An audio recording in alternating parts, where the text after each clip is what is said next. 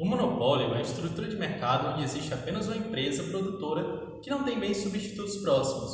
Um exemplo disso é a Petrobras, que aqui no Brasil é a única produtora de petróleo. O produto que é vendido pelo monopolista é nitidamente diferente dos demais produtos transacionados na economia. Significa que diferença nos preços e nos bens vendidos na economia não irão afetar o monopolista. A partir disso, pode pensar que no monopólio puro não existe rivalidade como em concorrência perfeita. Entretanto, há dois tipos de concorrências que tendem a moderar as políticas de preço e produção dos monopólios, sendo ela dois tipos de concorrência indireta e uma fonte de concorrência potencial. O primeiro tipo de concorrência indireta é a luta generalizada pelos preços dos consumidores. O segundo tipo está relacionado à existência dos bens substitutos, que no caso do monopólio, não existem os bens substitutos perfeitos, e sim os imperfeitos, como no exemplo dos lampiões e das velas para as lanternas. Já se o monopolista não estiver sustentado por bases sólidas, pode ser possível entrar concorrente no mercado, fazendo com que o monopólio seja desmanchado.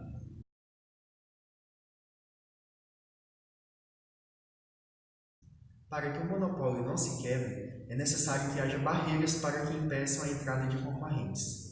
As barreiras à entrada que criam mercados monopolistas são: controle da oferta da matéria-prima, as leis sobre patentes, montante alto de capital necessário para entrar na indústria e, por último, as franquias de mercado.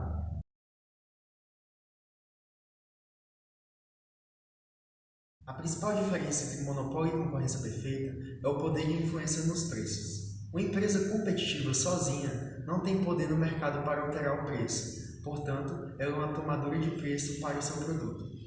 Enquanto o monopolista, sendo o único produtor do mercado, tem o poder para alterar o preço do seu bem, ajustando a quantidade que oferta ao mercado. Outra forma que temos para examinar a diferença entre uma empresa competitiva e uma monopolista é examinar a curva de demanda das duas. Uma empresa competitiva pode vender a quantidade que quiser a um preço determinado pelo mercado, de forma que a sua curva de demanda seja horizontal, como no gráfico apresentado a seguir. Como a empresa competitiva vende um produto que tem muitos substitutos perfeitos, a curva de demanda com que cada empresa se defronta é perfeitamente elástica. No caso do monopolista, sua curva de demanda é a curva de demanda do mercado, já que ele é o único produtor de seu mercado. Assim, a curva de demanda do monopolista é decrescente, como representado no gráfico que estamos vendo. Se reduzir a quantidade do produto, o seu preço irá aumentar.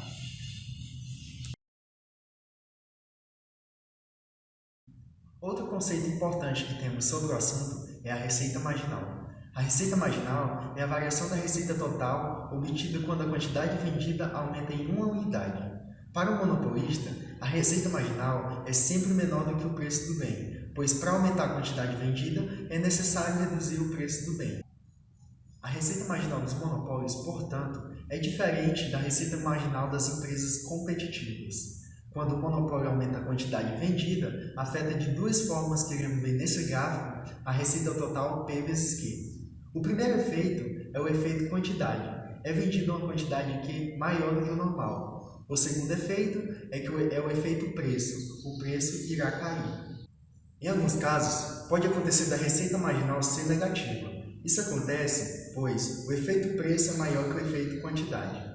Ou seja, quando a empresa produz uma unidade adicional de produto, o preço cai o suficiente para fazer com que a receita total diminua, mesmo que a empresa esteja vendendo mais unidades.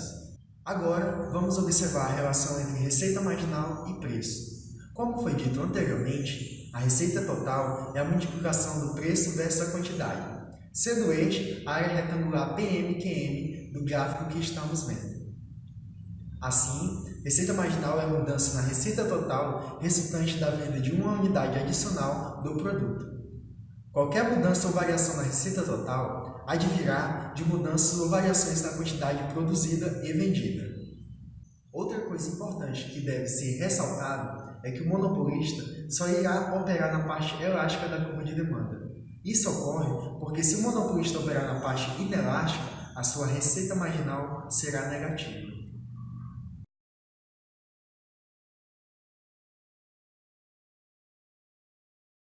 Agora iremos ver a relação entre o monopólio e o poder de mercado dado pelo índice de Lerner. O índice de Lerner é uma ferramenta usada na análise e investigação econômica. Consiste em um valor entre 0 e 1 que ajuda a medir o poder de mercado de um negócio individual ou uma empresa. Empresas com um elevado grau de poder de mercado são muitas vezes consideradas um monopólio, que pode constituir uma ameaça para a natureza competitiva de uma sociedade capitalista. Sob o índice de Lerner, uma firma de monopólio puro que controla todo o mercado para um produto recebe um valor igual a 1. Uma empresa que opera dentro de um mercado competitivo e tem controle sobre os preços e o mercado tem um valor mais próximo de 0, ou seja, quanto mais próximo de 1, maior será o poder de monopólio da firma. Feito todas essas deduções, obtém-se que o grau de Lerner é dado por preço menos custo marginal dividido pelo preço, que é igual a 1 dividido pelo módulo da elasticidade preço de demanda. Quanto maior o índice de Lerner, maior é a distância entre o preço praticado e o preço concorrencial. Assim, quanto menos elástica for a curva de demanda com a qual a firma se depara, maior será a diferença entre o preço e o custo marginal e, portanto, maior é o seu poder de mercado. Considerando as informações apresentadas, faça o que se pede nos itens a seguir.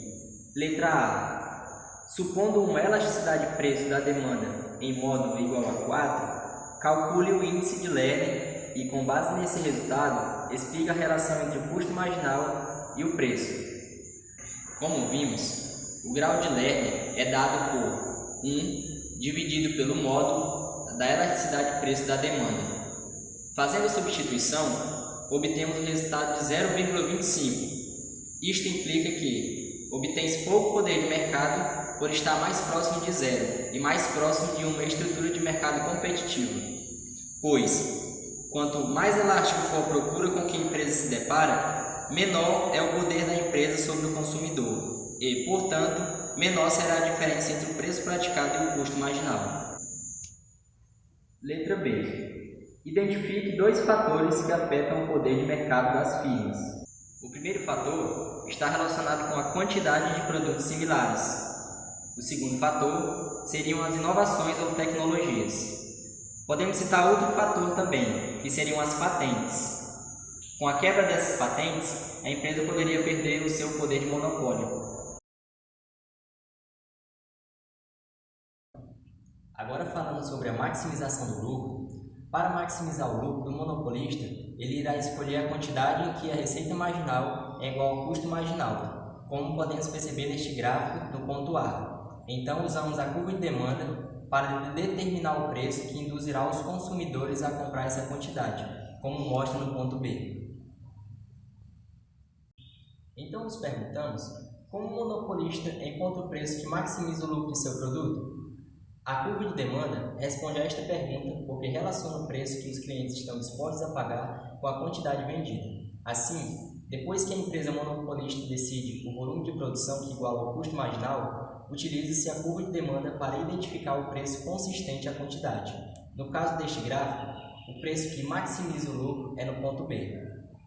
Agora vamos observar o lucro do monopolista.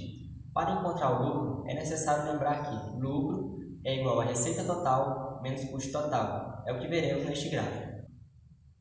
Como pode ser analisado, a área do retângulo BCDE é igual ao lucro de uma empresa monopolista.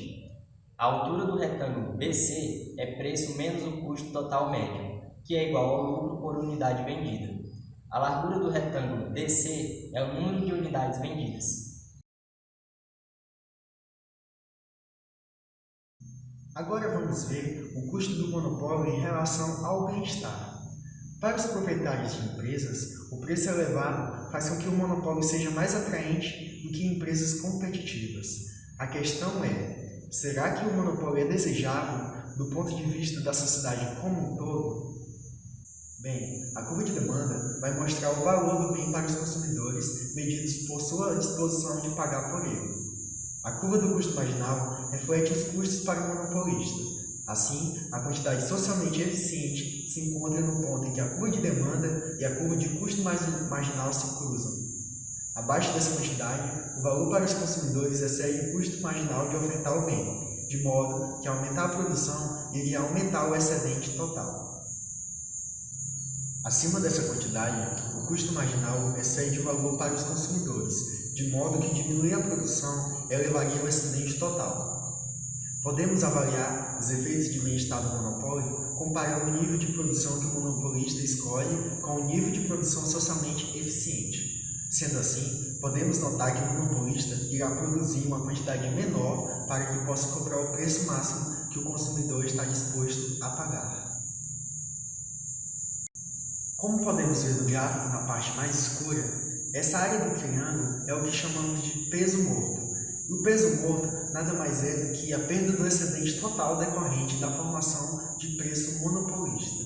O bem-estar de um mercado monopolizado inclui tanto o bem-estar dos consumidores quanto dos produtores. Quando o consumidor paga R$20 a mais a um produtor por causa de um preço monopolista, sua situação piora em R$20, enquanto a do produtor melhora no mesmo montante. Essa transferência de bem-estar do consumidor para o proprietário do monopólio não irá afetar o excedente total do mercado. O problema nos mercados monopolizados está no fato de que, se o preço do monopólio não desencorajasse a compra do bem por alguns consumidores, elevaria o excedente do produtor exatamente no mesmo montante em que reduziria o excedente do consumidor, deixando o excedente total no mesmo nível que poderia ser atingido por um planejador social benevolente.